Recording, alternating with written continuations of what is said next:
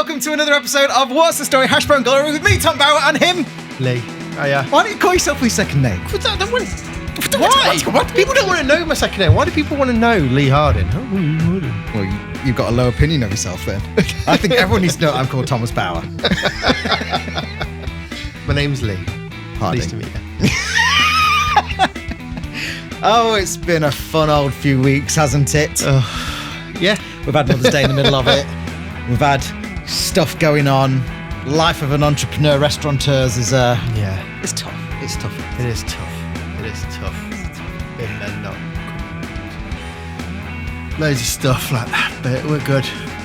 We strive on. Strive on. Am I using a sword, a lightsaber, or a baseball bat here? Am I? Is this the question?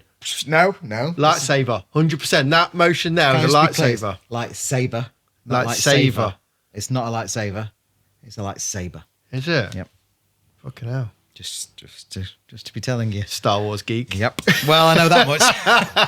Ask me any of the characters' It's names. definitely not a cricket bat. Or where Tatooine is, and I don't know. And if you're holding a baseball bat like that, you ain't in nothing. It's a bit of a wider. Yeah, you need to be wide. You need to be out here. Yeah, but I've got the microphone there, but you don't hold it. No, you hold it together. You don't hold It's it. a lightsaber. It's not like an ice hockey. So it's not a saber tooth tiger. I know. That was good. I like that. Thank you very much. Thank you very much. Done. Thank you very well much. done. I'm here all week. Oh, that was it was good. That was good. Okay, what are we doing here? So I am going to come every week with a fun question. Okay. And you're going to answer it. And I'll answer it too. But I'll have had time to think about it. I've got a question for you as Okay, well, cool. which I'm ready. someone told me, which blew my mind. Is it a question or a quote? No, it's a question, right? There's a How's the question. question It blew my mind. Like, I was during service, I couldn't function for like 3 checks. It bent my mind that much. If you was a giraffe, I've already talked about this. if you was a giraffe, would you wear your tie? At the Mine are top, slightly more serious, by the or way. the bottom? Okay. Producer Adam, did you hear that question? What was your answer? Bottom. Yeah, me too. No, the top, man. Because at the bottom of your neck. Yeah. You wouldn't wear it up here. would Yeah, you? No, that's if you've got exactly a what I tie. said. No, yeah, but it's just here though, isn't it? You're The tie's tiny. You're here. tiny. It's on your Yeah, but a giraffe will look daft with like a tie just hanging there. It needs to be at the top. That'd be a bloody long tie though, wouldn't it? It doesn't have to go all the way down. Well, it's a giraffe-sized tie anyway. I mean, forget about the scales. It's just where it glitters on your neck. And I said that. You've asked me that before. and I Any said it. comments? Put your it in the comment in. comments. Where would you wear your tie If you was a giraffe. if you're a giraffe? Yeah. Would it be here or here? Well, I mean, it's just... It's not here though, is it? That's like neck. Well, here it It's is. just here. I think it's the top. Especially if it's a bow tie. Well, do you know isn't there a book, Julia Donaldson book about that? Smartest giant? No, it's giant. Yeah. The thing is, if we agreed with him, we'd all be wrong. I know. No, if we agreed with him, yeah. Why would you all be wrong? It's your own opinion. Yeah. I'm not saying you're wrong. I'm just saying mine's the top. Okay, what's your insightful question of the day? Well, I want to know Who I two support as a football questions. team. No, we know that. I don't like football anymore. Oh, I know, I've heard. I mean, I know nothing about football, but I've heard enough to know that you don't like it anymore. Oh, this isn't a football show. What is the most important ingredient in a kitchen? The most important ingredient in a kitchen, as in food ingredient or as in... You take that question however you like, my boy. My dear boy. My dear boy. Right, Marco. I was just calling you my dear boy like Al does. Yeah, he does, yeah. Ooh, okay. Most important ingredient. Hard work's up there. 100%. Kitchens don't work without hard work. There's no right or wrong answer. I know. I'm trying to And process. I like where you've gone there. Process. I would say one of the most important ingredients in food wise is probably salt. It's seasoning. You guys season your food. It tastes nice. Yeah. That was sort of my answer for the food You know what X I mean? was salt. Yeah. You know, because you can bring anything pretty rubbish up with a bit of salt. Yeah. Brings it to life. yeah. Or it's seasoned in different ways. You can can add acid to it, like vinegars and stuff like that, and that brings your seasoning out as well. But I think just hard work. Yeah, really. You said hard work. Mine would be passion, like wanting to be there and doing it. So, yeah.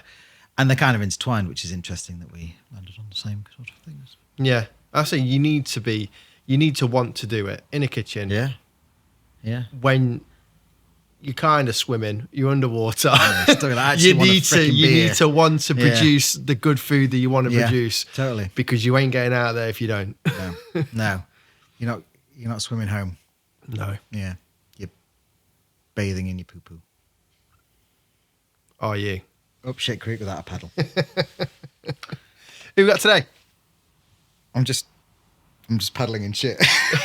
in my canoe. How would you paddle? Would you paddle with your hands? Yeah, if I'm in a canoe and I got no paddle, you have to use your hands, won't you? Yeah, and that's point. worse. If you're in shit creek with a paddle, you're kind of okay. 'Cause you might smell a bit, but paddling away. Yeah, Here I am with my arm movements again. If you're listening, you should really watch this on YouTube. The movements are quite amazing. Disturbing. Disturbing. Let's do it every week. Let's do it right. I'm going to play tennis. Playing the flute. Jazz flute. Piccolo. The saxophone. Today we have a very special guest of Cassie Davison, off of Kith and Kin. Off of this book. Kith and Kim. Cat and Kim. There's an Australian show called Cat and Kim. Is there? Kath and Kim. Never heard of it. Two old Sheilas shouting at each other. And they remade it in American. It's rubbish. Don't watch it. I think it's going to be a great chat. Yeah, it is. It's going to be a fantastic chat. Should we go and talk to Real her? pioneer of hospitality in the local area. So let's do it. Hugely passionate. Let's go. Massively. Bush. Today's guest on What's the Story Hashbrown Glory is a person who's won more awards than Beyonce. Our guest is an award-winning hospitality entrepreneur, business coach, keynote speaker, and the founder of Kith and Kin, a movement reshaping the future of independent hospitality. With more than 30 years of lived experience in independent hospitality, Cassie has opened, built, and led award-winning pubs, cafes, fine dining restaurants, and festivals, often from scratch and frequently under pressure. She's the entrepreneur behind 5 high-profile successful venues and has earned over 25 industry awards. That's the Beyonce. I know, the Beyonce bit. Wow. Highlights include Chamber of Commerce Entrepreneur of the Year, 3 AA Rosettes, the Which Good Food Guide Best Newcomer, and Midlands Restaurant of the Year. Please welcome a lady who loves hospitality with all her heart, and one might call her the Cassie Nova of hospitality. Nice. Cassie Davison! That is quite an introduction. I like it. So fact checked. Lovely. Yeah, it is. It is. Did you win a Brit Award in 1999? I absolutely did not know. Were they all true though? Yeah, it's all true. I think so. Good. Full disclosure. I used AI All for on my... your bookshelves at home. Yeah, 25 awards. Yeah, I know. I mean, yeah, I sort of lost count after 25. yeah. Shocks. Yeah. So for the listeners, Cassie, why don't you tell us who you are and what you do? Okay. In your own words, I Oh my guess. goodness, it's huge. So 30 years in the industry and started as an owner operator, same as you guys. I've worked my way through pretty much every bit of the independent sector. And now what I do is support other people still doing it. So I work with independent owner-operators. Kith and Kin is a community for them because I'm sure we'll talk about it later. But when I was an operator, what I realised was just how lonely it is what we do.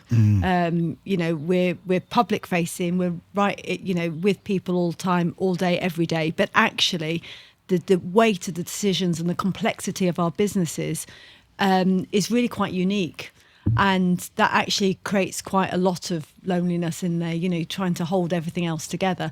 So Kith and Kin is about a place for independent operators to come together and have that peer support, if nothing else. I mean, there's more there as well. It's crucial at the minute as well, yeah. with the current climate of everything as well, with the rising costs and basically the government against hospitality.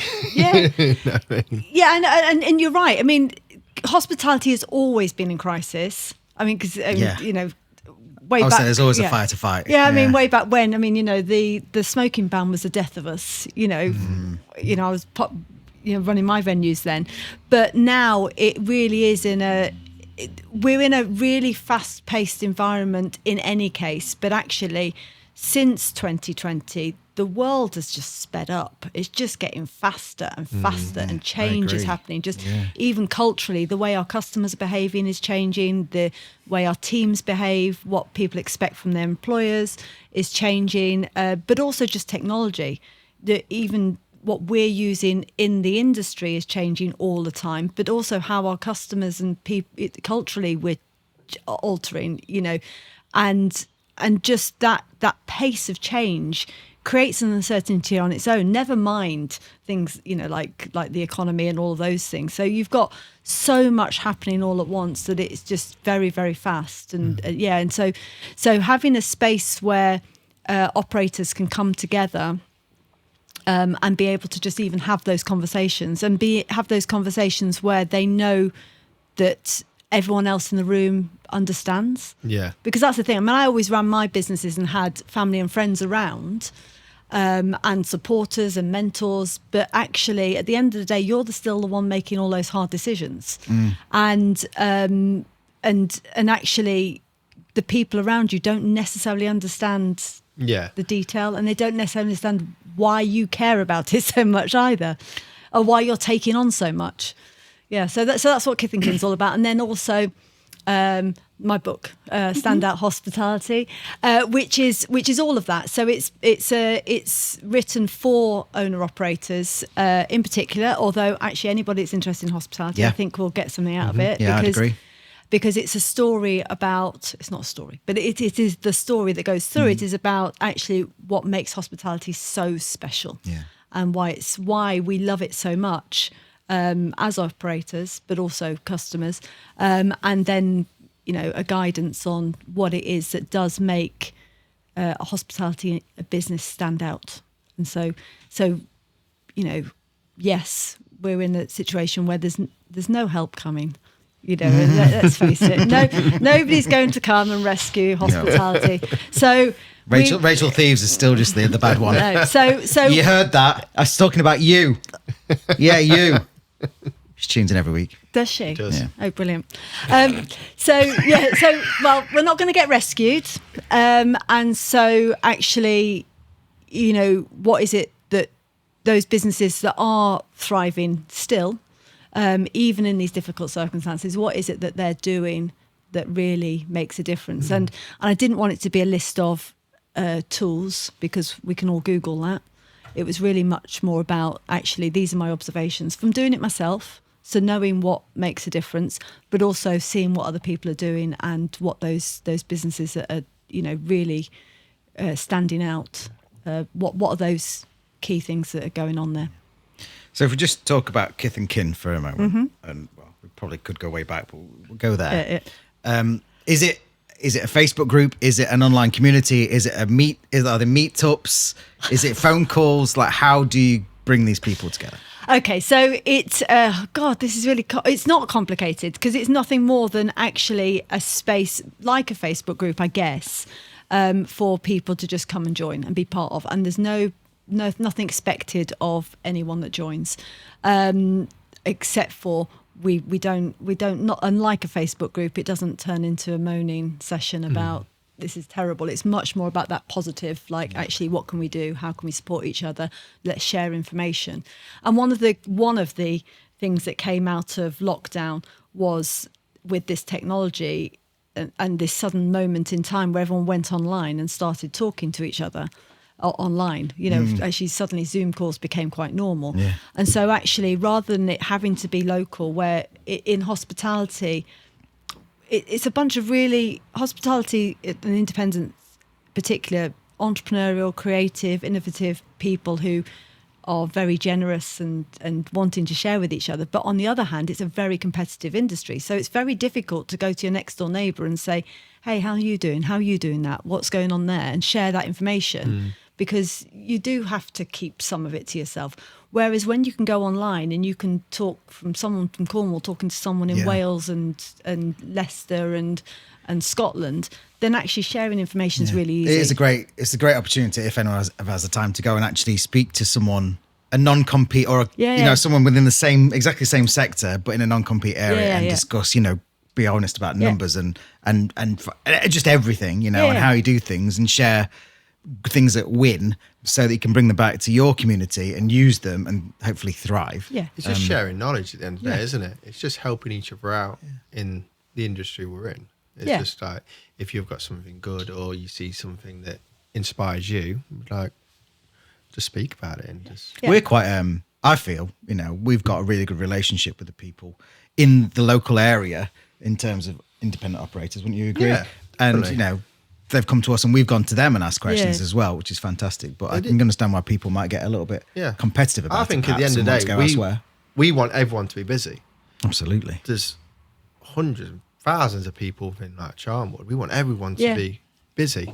So we would share anything and help anyone out kind of in the local area, because we just want it to be a thriving area. If everyone's doing well, it's just good for the area and just more people come to the area. So absolutely. It just helps. Yeah, no, and when I was operating in the centre of Leicester and we were in the area known as the cultural quarter, and that was exactly it. We all the businesses there came together and worked together, because that's the thing, actually you get like a hub, you don't can you? compete as an area. Yeah. You don't need to compete as an individual. Exactly, you compete as an area, and that's really powerful as well. And you do see much more of that happening across the industry as well. So regionally, lots of hospitality businesses will come together like that.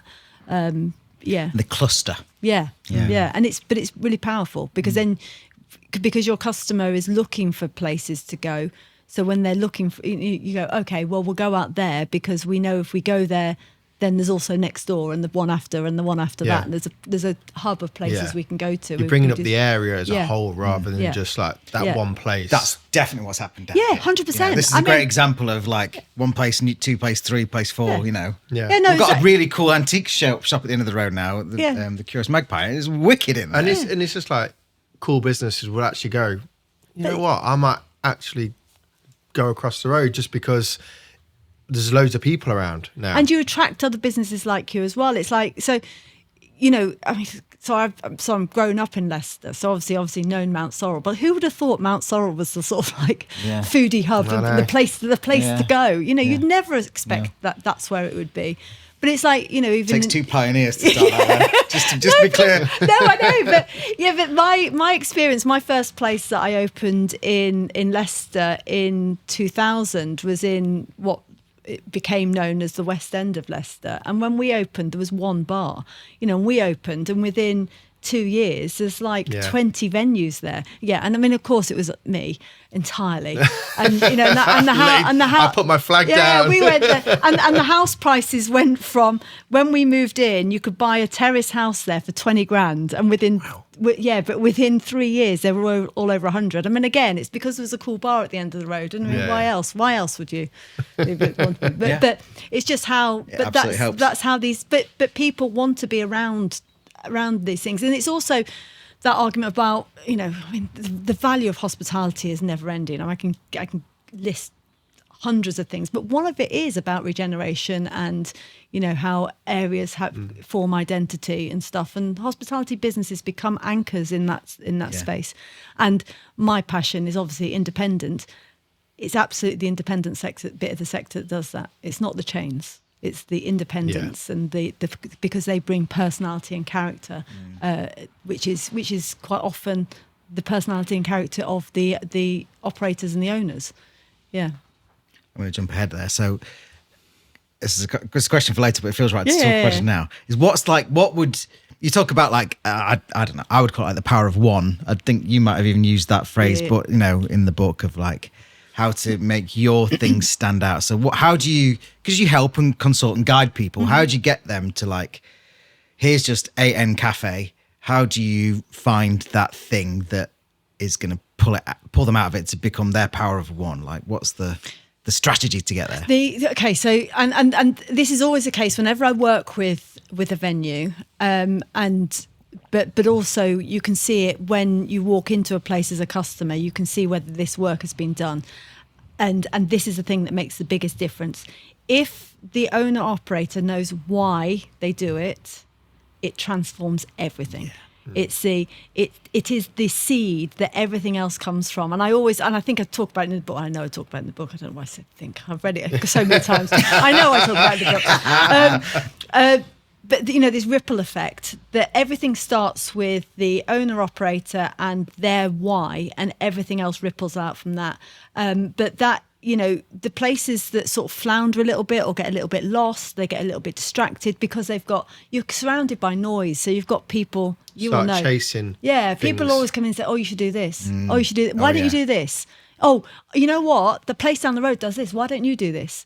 And you think, oh yeah, maybe I should. Maybe that is the current trend. Maybe we should do that. Maybe we should chase that. And then it's so easy to get distracted. And this industry, I say, is so complex that once you start getting distracted, then your standards slip. They have to, because you can't hold on to everything. He's trying to be all things to all men as well. Yeah, and yeah. just have to do Yeah. the best that you want to do. Yeah, absolutely. And if you start from knowing why you're doing what you do, then everything else sort of or every single decision after that tumbles out from that point. And not just, and the thing is about independence, the independent part of the industry is there's not a single, there will be idiots who will open a hospitality business because they want to make loads of money, and we all go, you're funny. But the rest of us do it because money. Obviously, money is an important part. You need to make money, and you need to be able to sustain yourself and sustain your business 100%. Yeah. But the reason why people open hospitality business has always something else, and it's there's a passion, there's a desire to change something, to create something that's not been done before, or do it in a particular way that's very unique to you. And there's always a love of the industry in some way there as well. And so there's that real passion there. But what happens is with owner operators is quite often they will do it because they've got that, but they haven't thought about it properly. And so then that means they come in and and that means they're not tied to it completely. And so they get distracted. We had about a 12-year incubation period on planning ours. Yeah. But that's One the day thing. we'll do this. Yeah. One day we'll do this. I think ours is, we've always wanted to do like restaurant style. It's like a chef's cafe, isn't it? Yeah, a chef's cafe. And we're still hell-bent on carrying that through. Like, we go through development meetings, we thrash ideas down, and we must come up with 20, 30 ideas for a new menu. There's only like 4 slots on the menu that's going to change. Yeah. You know what I mean? And then they get driven down, and we go tests against each other, and then we put the best dishes that we can on the menu, which for that aim of having the best quality that we can get in the end. And that's why it's driven, really. The core of it is the food. Our food is driven through this cafe, and then all the little quirky things on top. That's our personality on top of that. Yeah. The core of it is the cooking and the food, isn't it? Really. Yeah, but I would say so. So that's very similar to my first place and what we were trying to do, because we were coming from. There was me. I'd worked in all over the industry, but had been in that fine dining environment. One of my business partners was working in a Michelin restaurant at the time, and then we had my third partner who was a designer, and so we put together exactly the same thing, and with the same sort of ideas. What was your first place? It was called Entropy, and it was in the West End of Leicester, and it started as a tiny little bar. And I was driving it, but obviously I had these 2 partners as well, actually, who weren't working there at the time. So we weren't serving food when we first started, but it was very much about quality. And it was coming from that idea of, I'd worked in Rosette and Michelin star places and fine dining, and I loved it. I loved that the flair and the complete over the topness of it. I mean, it's just so enjoyable. But I was also like, but actually, the principles here of high quality and good service, and actually giving that level of service to people, why do they need to be saved for when people are spending loads of money? Why can't that just be an ordinary everyday Exactly, experience yeah. for people? Yeah. And so my first place was like 20 and even just 20 seats, and it was a bar, and I was in my early 20s, so it was just designed for the place I wanted to go to. It was like, let's make this as a cool and quirky. Yeah, so we had all sorts of quirky things like you guys do have here, but quirky things like, we had French, learn to speak French tapes playing in the toilets and stuff and things like that. It was just they became talking points, but they were also just and loads of cool, yeah, exactly. And we had all these cool little quirky things going on in the place, but just principally, my products that I served behind the bar is back in when the only products anyone had were Gordon's and Smirnoff and Hooch. but that was cool. Hooch had gone by then. It's come back. Yeah, Hooch was probably the end days of Hooch, but Bacardi Breezers perhaps. But we, but it was very much okay. But obviously we're going to serve gin and vodka, but actually, for me, I can serve it at the same price, but I can serve way better stuff than that. And so you'd have people coming to the bar and saying, "Can I have a Tia Marie and Coke?" And you go, "No, we don't serve Tia Marie here." I mean, not in a non-patronising, condescending way. We don't serve Tia Marie, but let me tell you what is a way better product. And this is when, Kahlua, nobody had ever heard of Kahlua. And we were going, Kahlua and Coke. And they would go, oh my goodness, this is the world has changed. But that's where we started. I've never had a Kahlua and Coke. I've drank all of the White Russians. But I've never had a Kahlua and Coke. I don't think, but... Maybe I'll have that. But that's only a Black Russian without the vodka, isn't it? Yeah, I guess it is. Yeah. I mean, I should Yeah, know. this is anyway. But that was the principle of what we were doing. And then obviously, my business partner, we took the next site with two terrace places, and took the next one over and put a kitchen in. And he came from that fine dining. We did exactly the same, but in a really similar way to what you guys are doing. It's like taking the principles of that and using all of the skills and understanding of that, and then putting it into a local bar. Yeah. Actually, here's some fantastic food served, and it it was just so exciting. But my bit that I love most about that is we were doing that instinctively, but it's what it's taught me about the rest of the industry, because actually that's when it really cemented what I understand about the value of hospitality, because it was really important to us what we were doing, and we had a really clear why as we were doing and purpose of what we were doing, but we sort of accidentally did it really well. But then we created around us these regulars, people that came in every single day, more than they should have done, because we were surrounded by people who just drink our responsibly, age. kids. Yeah, they were kids. They were our age, 23, 24. They would just finish university. They were all buying houses, maybe together or renting, groups of young people who were in their first jobs, and they were coming into ours on the way home from work at like 4:00, joining up as a great big group, and then all walking off home to go and have something to eat, and then they'd all be back at 7:30 for the rest of the night. And so you had this real community of regulars, and it was a real privilege to be serving them and watching them, form these long-term relationships and friendships and partnerships and meet their future spouses. And then, doing that over 10 years, you did people's weddings, you were there for we were hosting their big nights out, but then the Sunday morning mop up afterwards, and really part of it. And you're really aware by the end of it, just that the venue to us was important, but actually how much more important it became to our customers. And actually, even now, people will stop me and say, oh, I remember Entropy. Yeah. And then it will tell me a story of like, yeah, that's where we did this, or I just moved to Leicester and blah, blah, blah. And it, it really matters to them. And those stories still exist, and they're their memories, and they're the anchor points for their relationships. And it's just going, it doesn't exist anymore.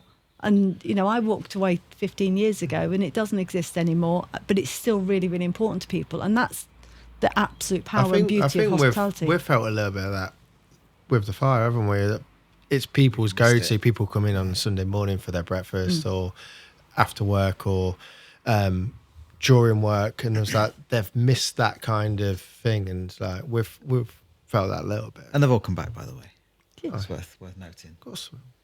It's not a given. No, It's not a given. it's not a given because actually people's behaviour, if you're closed for 2 weeks and they've now gone and had to go and find They've anyone. been wooed by another Yeah. Cassie somewhere else. Yeah, but having said which, I mean, I only live just down the road from here, and so I was sitting there always going, update. When they open it again? When they open, I can't go in for That's a what we coffee. were like. I haven't had a coffee in months. I haven't had a coffee in months because my place is closed. Yeah. Yeah.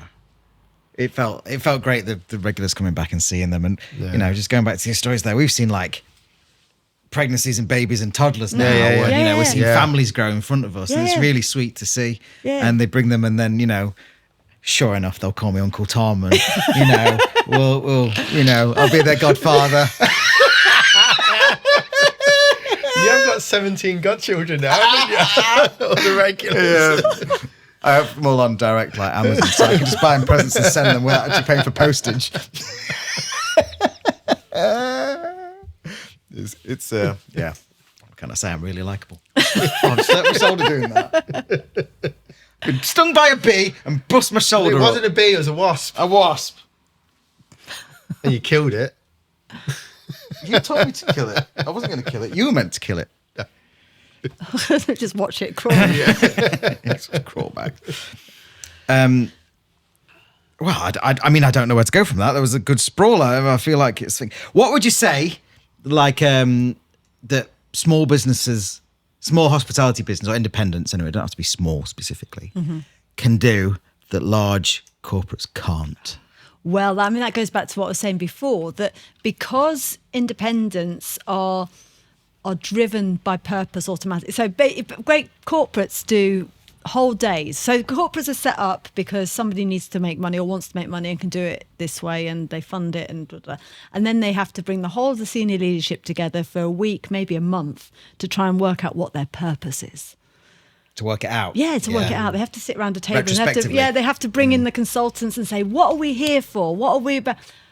Independents have it already. We start from that point. And we're in a world, as I say, where it's sped up, where, since 2020, the whole way that we operate has changed. People working from home, our reliance on technology.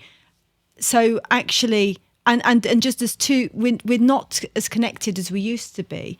And so actually people genuinely craving human connection. And actually hospitality is where that happens. But when people want to find where they're going to find those places, they want to feel that they walk in and they belong, that it's their place. And that we've just been talking about my first place and here, that's, it's the epitome of that. This is a place people walk in and they instantly go, oh yeah, this is my place. This is, I get it. And I mean, we were talking just before, weren't we, about like the references you've got on the walls and stuff, and even the music you play. It's all. That's been carefully curated. That. Yeah. I know, because our playlist used to. I mean, something like, I think we could let our playlist go for. For 4 days before I think anyone. we're like 5 days now. Yeah, or exactly. something like that. Yeah, but and I know, so I know You can copy it on Spotify, folks. After you've downloaded this. Yeah. After you listen to this. But that's the thing. But but as a customer, you walk in here, you hear the music, you look at the walls, you look at the references, you go, I get that one. Oh, I know what that is. And then you look around and you see everyone else who is similar to you as well. And you go, oh yeah, this is my place. This is my place. And those, and it's small signals. And I was saying to you as well about your water, like how you can on the water where you've got your little labels and stuff, and like I can have a giggle about Peckham Springs or whatever it is, or what's this one? Council Pop, yeah. But it's those references are, your customers get them. You bring in, even in bringing in my children who are like in their early 20s would go, okay, yeah, I know what that is, and I know, okay, but I don't know, they wouldn't necessarily. We're in our early 20s. Yeah, you're in your early 20s. I know I'm older than Times you, but two. yeah, I know I'm older than you, but okay, Yeah. all right. Yeah, we'll fact check. I'm Yeah. nearly, I think it's one of them things. It's just like adding little things, and everyone don't need to see them. Everyone don't need to know what they are, and even like we've got little Mario figures up there. It's like, I know. Little nub like that. Little nub Toy like, Story over that's there, good, yeah. Mario's really relevant these days, isn't it? As well, like But the no, kids it's get just it, don't they? it's just a cool little thing that we thought, oh, we'll just dot things around. Not even for people to even know it's there, just to see someone could have sat here for 3-4 weeks in a row, and then we'll see something different and be like, oh, it's like, But they'll know the reference, or be interested in that. But this is the thing, that people are genuinely seeking these places where they belong. And people go to work and they have a role to play at work. Everyone does. You're a boss, or you're the apprentice, or you're the colleague, or whatever. And that's what you have to do at work. You walk through the door and you're at work and you have a role, and then you go home and you're a parent, or my kids walk into my house. They haven't lived with me for ages, and they walk in and they're suddenly the little kid again. But everyone's got their role. But but actually we all seek places where we can just be us for a change. And that's where hospitality fits. It fits in there. It's not exclusively a hospitality thing, but actually more and more in such a busy world, hospitality is becoming more and more needed to be those places where people can just go, I'm just me now. And I'm just with the people I care about. It's going to a place where you can have a chat to someone because you've not chatted to anyone at home, because you've got no one to chat to at home. You're so stressed at work, you just want to chill out. Yeah. Everyone's at you at work or at home, you just want to come and read a book or something like that. It's just offered this place to everyone, or hospitality places to everyone like that, and they all have different needs, and they all use it for the same thing of ordering a coffee or a toasty. Yeah. But they all need it in different ways. Yeah, exactly. Now, and whilst food and drink are really important, and the high standards in that are really important, what you're providing with the food and drink is an indulgence. A perfectly curated, just flat white is an indulgence. I mean, I can't make that at home. I have to come here for it, Good. But even avocado on toast. I mean, I try and remake it. Or mushrooms on toast I had here once, and I was like, I can't make that at home. I haven't got I'll come here. But you know what I mean. But it's a treat, and it's special, and you're spoiling yourself. And that's part of it. But more importantly, even than that, is the company you're keeping, the people you're spending time with, the conversations you're having, the bonds you're making, the memories you're creating. And that's really what hospitality is about. And so I can't really remember where we started with the question, but that is... I know, but it's great. But that's where independent hospitality absolutely has this power that the chains can't do. Because people will go to the chains because they're seeking consistency, and they know that they're going to get the same thing at the same price. But that's because they don't want to risk making a mistake, but they know they're sacrificing something. They're sacrificing. It's a safe choice. Yeah. If they're out at the cinema, it's a safe choice to go exactly. Does next it door. ever translate from a independent that has grown on multiples? I can't think of an example of one. Leon, I think is probably good. That was an independent that went national. I mean, they've actually pulled back, so maybe it doesn't. But is there an example where they do break the mold and actually can have the purpose and their core values sort of remain throughout to the big bucks, to the investors and the big old dividends? Yeah, I'm going to say because it should do. Yeah. But I think it's really hard to do. And I can't think of an example, but that's not necessarily that there isn't one. Yeah. It's that I choose not to live in that space. Fair. I'm living in this space. I understand. I think there'll be all places of all walks of life that mean something to different people. And they can have them same conversations in a branded pub or anything like that, and they still mean the same. Yeah, and it's also not to say that those people that work there don't care. Yeah, exactly, no, absolutely. Yeah, it's not about that, but it is about that actually that that if you're a chain and you are implementing the same thing everywhere. It is just print and repeat. Yeah. Isn't it? Every single place looks exactly the same. McDonald's is the same. Yeah. The buildings all look the same, and it's just which has a place, which is Yeah. great. I mean, I talk about like McDonald's is a great example of doing something absolutely amazingly. Yeah. And they what they do, they are brilliant. Yeah, brilliant at what they do. But it's not the same as what's been created here. I mean, having said which, I mean, when my 4 kids growing up, McDonald's was the only place everyone would agree with. So it was a special treat, to go to McDonald's. That's what we used to do. But it's not the same. It doesn't have the same warmth, does it? No, And, you haven't got that. personal- You walk in here and you feel like, oh, I've got a big hug here coming in. It's Yeah, and I know it's what a you very mean. different kind of experience. And I think there's space for all of that. And I mean, and there's some chains that I will visit that I go, yeah, I like this chain. This is a great chain, but I still don't think it's the same as finding your place. And that's the point, isn't it? Yeah. Like, Completely. you only need, and this is a thing that I think independents miss as well, that they don't need to be competing on these national scales. They don't need to be having a social media post that goes completely wild. Actually, we benefit massively from that word of mouth, and social media can enhance that, but it still only needs to be very, very local. Here is a great example of a place that for me is the best in my world. You've created somewhere that is the best in the world for me, because my world's actually quite small. Yeah. It's not huge. I'm not going to travel 20 minutes to go and get a coffee.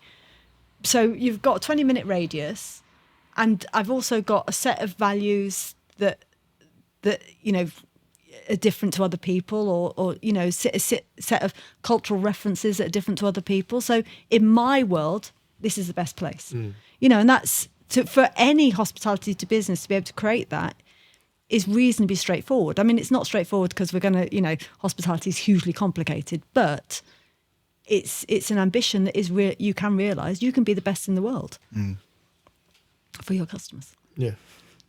What would you like to see change within hospitality?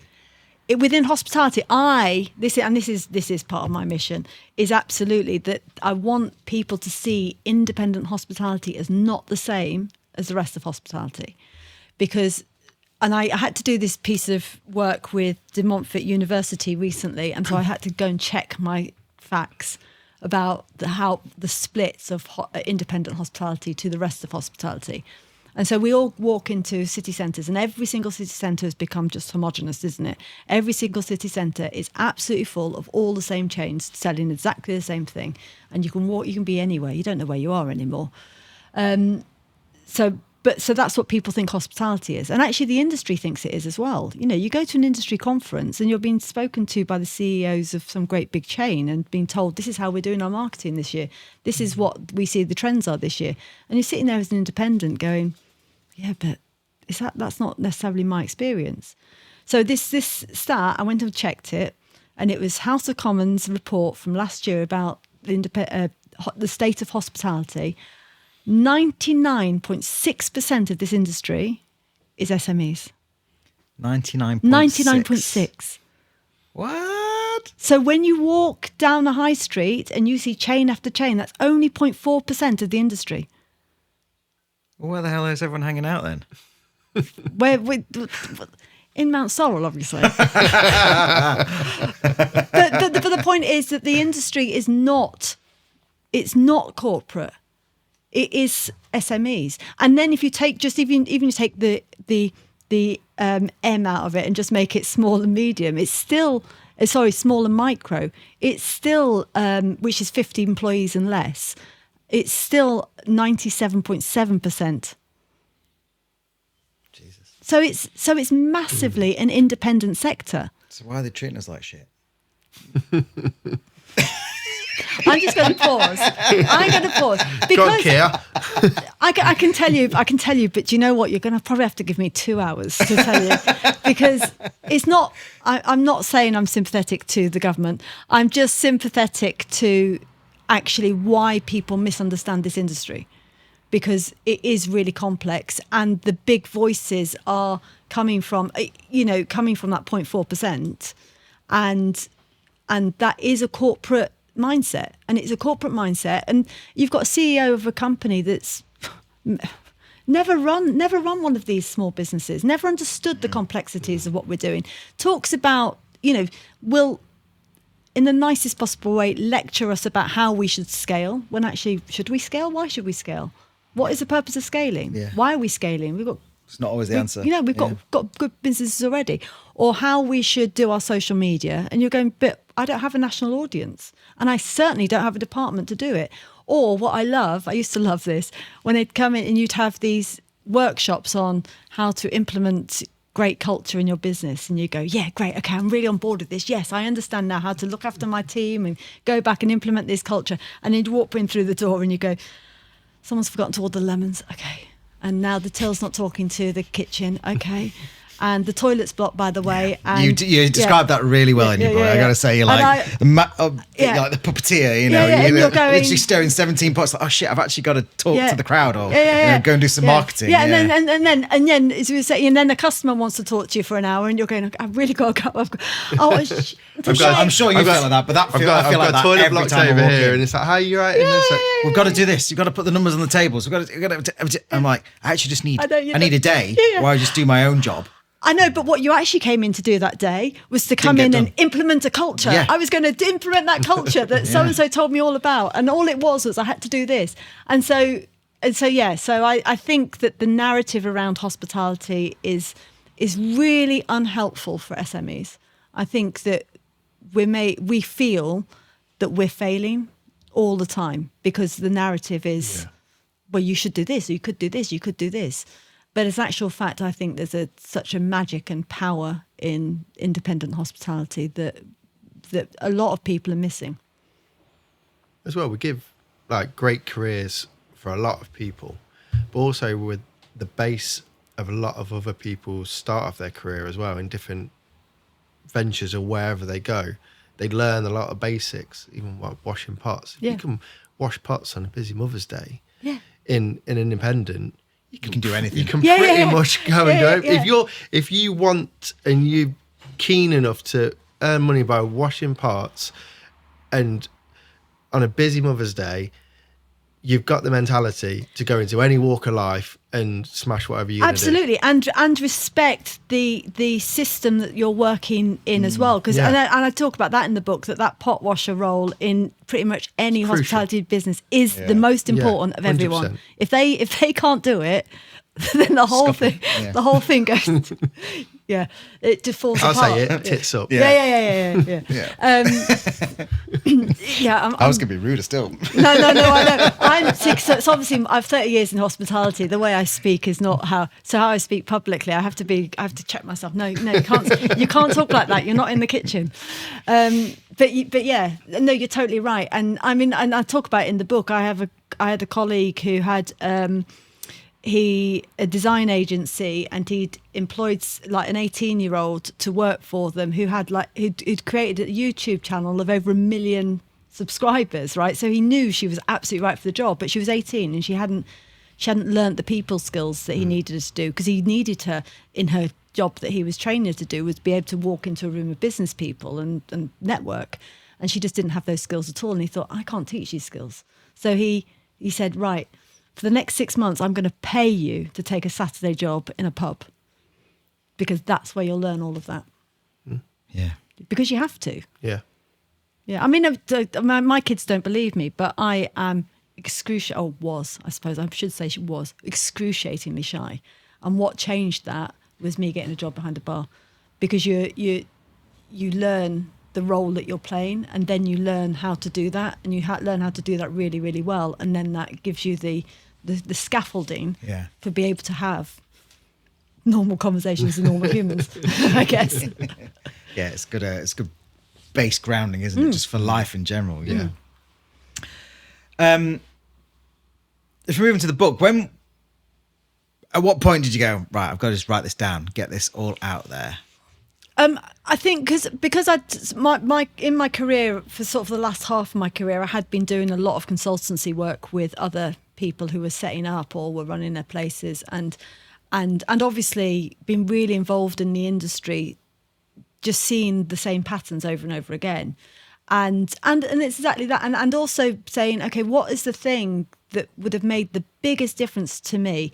And in my whole career, I really struggled to find a mentor. I did have mentors because I was, I'm always like, you must learn, you must keep progressing, and having a mentor is a really, really valuable thing to do. And so I did have mentors, but I struggled to find somebody who really understood the industry and therefore could be as helpful as I needed them to be. And so when I wrote the book, it was a lot about that understanding that therefore, because it's difficult to find the people who really have that understanding, that it is very, very lonely what we're doing, that we are under all this pressure, holding everything together. And also that thing I've just been talking about, that you feel that you're always failing. It wasn't until afterwards that I go, oh, actually, 25 awards. I must have been doing all right. I must have been doing all right. Yeah. Being able, like we had a 3 rosette restaurant. We had people coming up from London. Which Good Food Guide had just placed us in the top 30 restaurants in the whole country. And then a couple of months later, we had to close because what we hadn't done is get the business right behind the scenes. And well, actually, to be fair on us, the economic crash happened at the same time as well. So there was a lot of things going on. It wasn't just us. But on paper, you've got this really successful business, but then we still had to close. And, and I remember standing in front of my 50 members of staff at the time, telling them, and them all crying, and me being the one that had to hold it all together, going, I can't cry about this. I have to do this.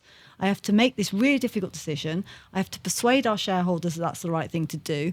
And then tell everybody, and then deal with the redundancies, and then deal with all the paperwork that comes after that. And just going, there's no one supporting me. Yeah. And I mean, on top of that, I did just have a newborn baby as well. I mean, I like making my life difficult. But but just that depth of loneliness, really, I think. And I think the book comes out of recognizing that everyone else, not everyone, but a lot of people in this industry are feeling exactly the same. That they're constantly being told, you've got to look after your team. And they do, because they really care. They really care about their people. And you've got to look after your customers, and they do. And you've got to contribute to your community, and they do, because they want to. These are part of their purpose. These are part of their core mission. But then you go, who's looking after them? And there isn't anybody. If anyone has ever, I'm talking to the fourth wall here.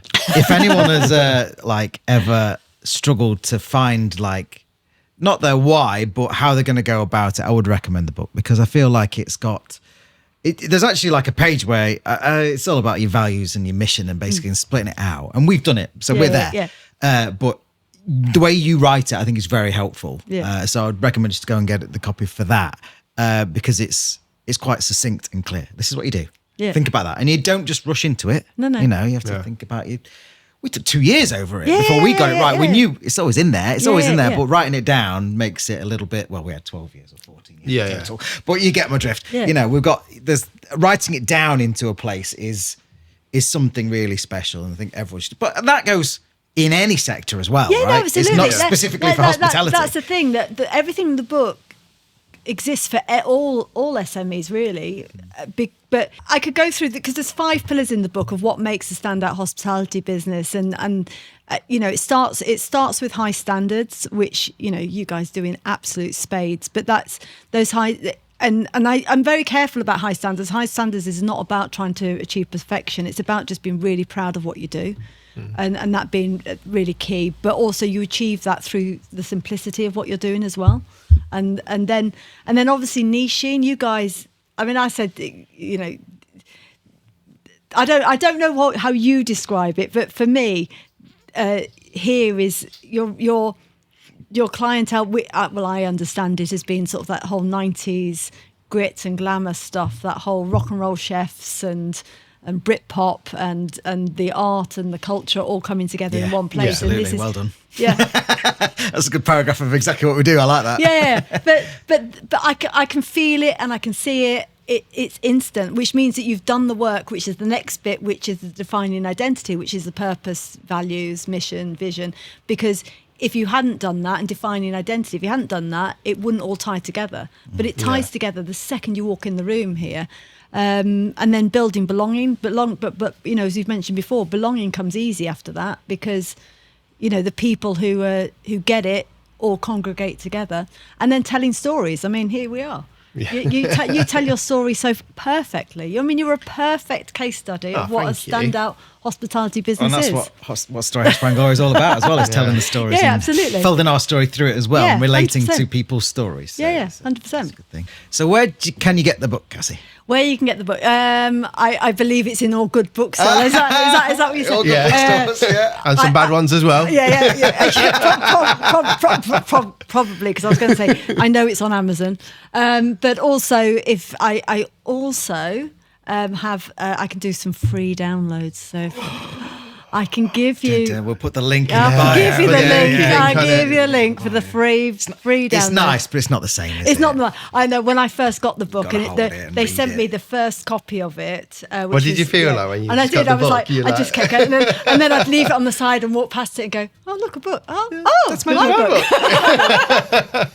Yeah, it's not the same, but you can get it. I can give you a free download, but otherwise it's on a bookshop. Everywhere, Perfect. basically. Everywhere, yeah. Cool. You can order it in places, yeah, or on Amazon. I had a question asked in an interview the other day, and I thought, well, I'm going to try that out. Are you ready?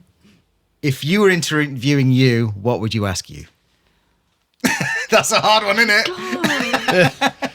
Just spring on someone. All questions are sprung. I'm going to have to go and revise this one at home, ready for the next time somebody asks me that question, because I don't know. And I was actually on. Or what would you like to say? I guess that's another thing. I think. What's the message? Well, the message. Well, it depends on the audience. I mean, but the first thing is that everyone. I think I would like people to understand that hospitality is really, really special, and I think hopefully the first 2 chapters of my book really cover, or try to cover, that is, you know, in the history of the industry and why we value hospitality so much. That from a customer's point of view, but also from an operator's point of view. I think that's really important. But I think from an operator's point of view, I think I'd like them to know that they don't have to do it on their own. It doesn't have to be so lonely, and that we do carry a lot, and it is complex. And that isn't a sign of failure. That is a sign of how much we care about this industry. I think a lot of people in hospitality do care and don't. And I think a lot of people from the outside don't understand how fulfilling it is. Like, I mean, I've tried different things, and you come straight back to it, you know, and you realise, like, this is my place and this is what I need. You know, feeding people in some way and giving them great hospitality. Yeah. Yeah. You know, for me, that's how it encompasses it all. And then if we can have a laugh, and if we can make them feel better, and if we can, like you said, you know, give them a hug. You know, Yeah. this is their place. Same for in wedding catering for me, though. If Yeah, people yeah, come yeah. and they have like this menu, and we've given them, and our, you know, we run up 18 months to an event at the end.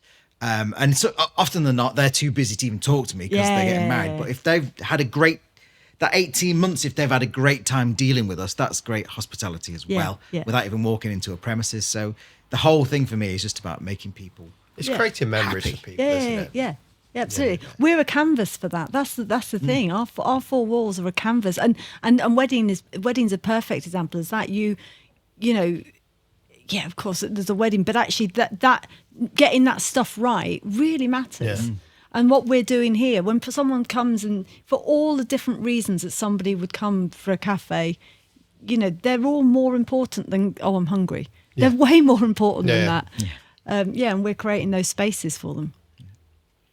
I have just another random question I'm going to go with. What annoys you about food, or what food annoys you? What food annoys me? Do you know what? I'm really annoyed, and this annoys me. I don't know if this annoys me about the industry, just how everybody's tending to exactly the same stuff, and so you know that it's, you know, you even know the supplier it's come from. Yeah. And you go, I know, why am I spending 20 quid on this meal when actually I know I could get better quality and better made stuff from Aldi. I mean, why am I, you know, and that irritates me a lot. And I think that that's an ongoing thing with the industry that customers are not stupid. Yeah. They know. And so actually we're complaining that there's an interesting statistic. I mean, actually, I know that there's a whole new conflict going on now, which might change all of this as well again. But there was an interesting thing recently that we talk about the cost of living and we talk about people not having as much money to go out. And actually it's not true. They do. They're just not. Well, they're spending it wiser. They're being more careful. Yeah. And they are people. And so actually it's not, I mean, cost of living was a thing and it is a thing and it is dramatically a thing for a lot of people. But actually for actually, you know, we're talking averages and on the micro scale of things, that actually people do have money. They're just choosing not to spend it in the way that they were previously. And actually that is much more a sign of the fact that as customers, they're much more savvy and they don't want to waste their money. Yeah. If it's going to cost you to go out for a meal, just even the two of you now, best part of £100, then you're going, well, I want that to be worth it. I want it to be special. I want it to mean something. I don't want just something that's come out of the freezer and put on the plate in front of me. I had an Indian the other night, and I took my boy and I went for a daddy-son date. And then my eldest son arrived and I had his takeaway, and it was £70. Yeah, 70 quid, and I was like, and that number did not even cross my mind when I decided to do it. I was like, 40 quid, you know. But then, and it wasn't special. No. It was delicious, but it wasn't a special experience. For me, the value wasn't 70 quid. It was a very good 50 quid, but I didn't feel special. You know, I was attended to, but there was just something missing in the atmosphere, in my environment there. So what customers are doing instead of going for these big expensive meals, whatever, they are still doing them, but they're doing them much more carefully and less frequently, and they're only going to places that are going to be good. They're not. If they're not going to mediocre anymore, but what they're doing instead is saying, okay, well, instead of doing it once, I'm going to do it lots of little times, and that's where places like this are absolutely perfect for that. Instead of going out for one big thing, I'm going to go and just do it, you know, over a coffee, or I could spend that 70 quid over a week. Exactly. Buying a coffee and a cake every day. Yeah. Which people are saying, and that is better value, and that is how people are spending differently. And part of that problem, and that's caused by the industry itself. It's by the industry saying, okay, well, we'll just cut corners because so and so down the road do it like that. Yeah. So therefore, if they're getting away with it, we can get away with it. But what they don't realise, that, you know, that's about the whole standards thing. They don't realise that actually, damage, that they're just eroding their own business. Yeah, because I've been in the industry of development and being in that world of chain kind of pubs and restaurants and stuff. I know exactly how much things cost that go on the plate. You know what I mean? And what they're charging at the end of it. That's why I don't go for it. No. It's literally sickening. It's like the markup they have when we're literally working on pennies, aren't we, on our outcome, because we make everything in house, and the amount that they make is eye watering, really. It's ridiculous. And charging the amount they charge for the little they pay. And I think that's what's eroding the industry as much as anything else. That's not taking away the other things, it's not, you know, that are going on economically, but I think that is what's eroding the industry much more than other things. But I think therefore that those customers are actually turning and looking for places like this. So I think that's where you have the opportunity, huge opportunity in independent, to have those standout businesses that really genuinely can thrive. Fantastic. Thank you. I just noticed, Lee, that we are both wearing our green t-shirts today. It's a uniform. Green. It's like a uniform today. Yeah, it is. You get the memo, right? No. Podcast memo. No. Cassie, thank you so much for coming along. Thank we you. really appreciate it. It's been fascinating. We've hardly asked anything, and you've spoken wonderfully for over an hour. So, and it's been fascinating. So, thank you very much. Absolute thank you pleasure. so much. I get all tingly when I talk about hospitality. It's a clear passion. I love Clear it. I love passion, it. yeah. Brilliant. Thank you very much. Thank you very much. Thank you. Cheers. Well, that was bloody good, wasn't it? It was lovely. That was wasn't it? we hardly needed to speak. No. Which is always, it's always nice. It's always Just chat some questions and No, I didn't. I actually thought of those questions. Just an intro. I did a bit of AI on. You did. And it worked quite well. But I still, I still chopped it out and did my own words on it. But you got the bodice. Didn't it say that Cassie won a Brit Award? Yeah. Best song 1999. She might have. You might She have. stole it away from N-Dubs. Who was it? N-Dubs Who was in it in 1999? 1999? No, that's what I'm saying. Who was it in 1999? Madonna. She was probably there. Yeah, I would say She so. was. Spice Girls would be there. Two become one. Yeah. Do you think she was part of Spice Girls? The original lineup? I don't know, maybe. Before Scary Spice kicked her out. I have no comments. I have no idea how to make this funny. I'm just moving on. I was thinking about other bands. Garbage. They weren't that bad. Spice Girls were pretty popular, man. Bananarama. I came up and you smash them out the air. What are you using? A shotgun there? That's a water gun. If you've enjoyed today's podcast, we would love it if you could share it. Maybe share it to a friend. Pass the pod, perhaps, and tell someone else about our amazing show and how funny we are. I mean, we're not actually that funny today, but we can be. The guy outside looks like he's a baddie from He-Man. He does, doesn't it? He looks like a baddie from He-Man. Shit, man. Was that not Skeletor, isn't it? Skeletor. Before he whips his... Yeah. Mumra. Scared me for a bit. Yeah, so if you liked it, tell your friends, give us a subscribe. If you watch on YouTube, leave us a comment, a question, or tell us who we should get on the podcast. We are open to all suggestions. Anyone That's it. within the hospitality arena. Ish. Yeah, you can be outside. So not really. Just leave a comment, especially about the giraffe with the tie. Yeah, I we wanna want to know know your thoughts. high or low. It's definitely low, but he thinks it's high.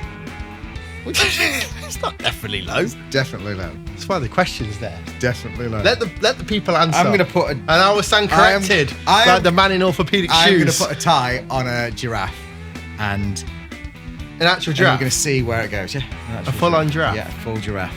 Are you going to buy a longer tie? Going to buy a tie. Wow. We'll do it. And on that bombshell. Yeah, on that bombshell. Jeremy, see ya.